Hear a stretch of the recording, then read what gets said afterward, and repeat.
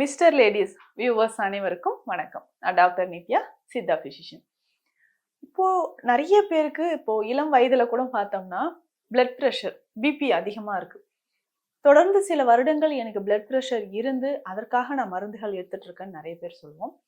ஆரம்பத்திலே இந்த பிபி எனக்கு கொஞ்சம் பிளட் ப்ரெஷர் அதிகமா இருக்கு. இதற்கு நான் உணவு முறையிலும் நம்மளுடைய லைஃப் ஸ்டைலையும் சில சேஞ்சஸ் பண்ணால் அதை நிச்சயமாக குறைக்க முடியும். இப்போ உதாரணத்துக்கு எடுத்துக்கிட்டோம்னா யங் அடல்ட்ஸ் நிறைய பேருக்கு எனக்கு பிளட் ப்ரெஷர் இருக்குது. ஒரு 140 150 அரௌண்ட் நம்ம வந்து கிராஸ் ஆகிருக்கு. இல்லை 150/90 ஆர் 150/100 இருக்குன்னா இதற்கு பேசிக்காக உணவு முறையில் நம்ம சரி பண்ணிக்கலாம்.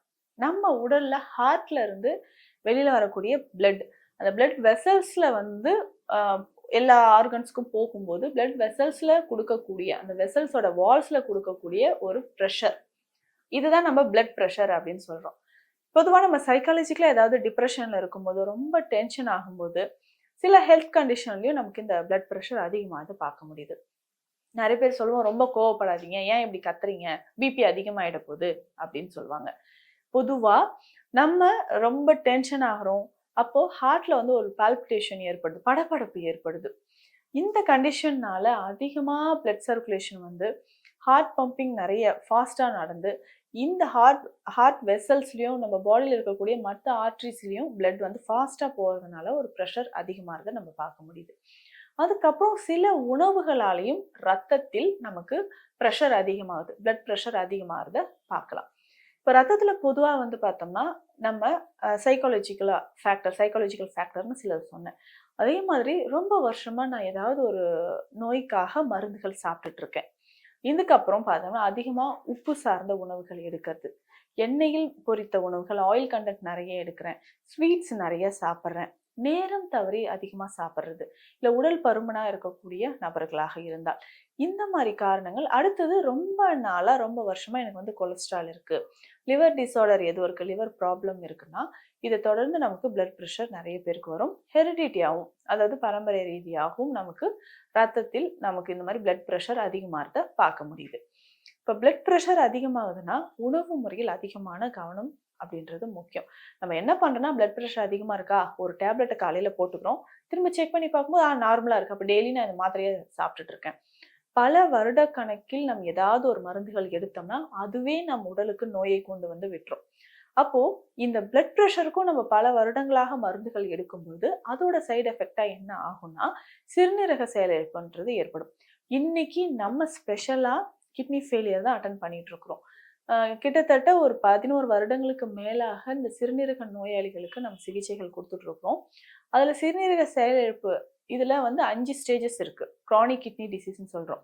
இதுல 5 ஸ்டேஜஸ் இருக்குன்னா நிறைய பேருக்கு சிம்டம்ஸே தெரியாம தான் ஸ்டேஜ் 5 வரைக்குமே போயிடுறாங்க. அப்போ முக்கியமான ஒரு கிரைட்டீரியா என்ன, முக்கியமான ஒரு காரணம் என்ன பிபி வர்றதுக்கு அப்படின்னு பார்த்தோம்னா high blood pressure. Blood pressure அதிகமாக இருக்கக்கூடிய நபர்களுக்கு நீண்ட வருடங்களாக இருக்கு, அதற்கான மாத்திரைகளும் நான் எடுத்துட்டு இருக்கிறேன்னு சொல்றவங்களுக்கு இதுதான் காரணம். ஸோ சிறுநீரகத்தோட செயல்பாடு வந்து குறைந்து செயலிழப்பு அப்படின்றது ஏற்படும். ஆகவே நம்ம என்ன பண்ணணும், பிளட் ப்ரெஷர் அதிகமாக இருக்கா, உடனடியாக அதற்கான சிகிச்சைகளை எடுக்கணும். இயற்கை முறையில் எடுத்தா அது ரொம்ப ரொம்ப சிறந்ததுன்னு சொல்லலாம். இப்போ பிபி இருக்குன்னா உணவு முறையில் உடனே நாம் செய்யக்கூடிய சில கட்டுப்பாடுகள் என்னன்னா, அதிகமான உப்பு புளிப்பு உணவுகளை தவிர்க்கணும், எண்ணெய் சார்ந்து செய்யக்கூடிய உணவுகளை தவிர்க்கணும். அவுட் சைடில் ப்ரிசர்வ் பண்ண ஐட்டம்ஸ், இப்போ ரெடி டு ஈட் நிறைய ஃபுட்ஸ் வந்துடுது. இப்போ சப்பாத்தி கூட பார்த்தோம், இல்லை பரோட்டா பார்த்தோம்னா ஒரு பேக்லேயே இருக்கும், எடுத்துகிட்டு வந்து நம்ம பேனில் போட்டு ஒரு 2 மினிட்ஸ் ஹீட் பண்ணி அப்படியே சாப்பிட்டுக்கலாம். இந்த மாதிரி ஃப்ரோசன் மீட் இது எல்லாமே சாப்பிட்றது, அதிகமான உப்புச்சத்து இருக்கக்கூடிய உணவுகளை எடுக்கும்போது உடலில் நமக்கு பிளட் ப்ரெஷர் அதிகமாகிறதுக்கான வாய்ப்புகள் இருக்குது. அதுக்கப்புறம் சரியாக தூக்கம் வராமல் இருக்கிறவங்களுக்கு, ஆல்ரெடி நமக்கு சுகர் இருக்குன்னா அவங்களுக்கும் பிளட் ப்ரெஷர் வர்றதுக்கு வாய்ப்புகள் இருக்குது. இதற்கு நம்ம என்ன பண்ணலாம், உணவு முறையில் நான் சொன்ன இது எல்லாத்தையுமே நிச்சயமாக அவாய்ட் பண்ணணும். இதையும் தாண்டி நிறைய பேருக்கு ஸ்மோக்கிங் ஹேபிட் இருக்குன்னா அதை உடனே நம்ம அவாய்ட் பண்ணணும். ஏன்னா அதிகமாக ஸ்மோக் பண்ண அந்த நிக்கோட்டின் நம்ம பிளட்ல கலந்து ஹார்ட்லேயும் நம்ம பிளட்லேயும் வந்து நிறைய பாதிப்புகளை ஏற்படுத்துதுன்னு சொல்லலாம். ஸோ அதனால புகைப்பழக்கம் நிறைய இருக்கு, இல்லை ஆல்கஹால் எடுத்துட்டு இருக்கிறவங்க நிச்சயமாக அதை தவிர்க்கணும். ஸோ இது எல்லாமே தாண்டி இன்னும் முக்கியமாக பார்த்தோம்னா சில மூலிகைகளை நம்ம உணவில் தினமும் சேர்த்துட்டு வரணும். அதில் முக்கியமானதுன்னு பார்த்தோம்னா துளசி, புதினா இலைகள், இது ரெண்டுத்தையுமே நம்ம நிறைய உணவுல சேர்த்துக்கணும். அதுக்கப்புறம் பார்த்தோம்னா கோதுமை புல் அப்படின்னு சொல்றோம், வீட் கிராஸ்.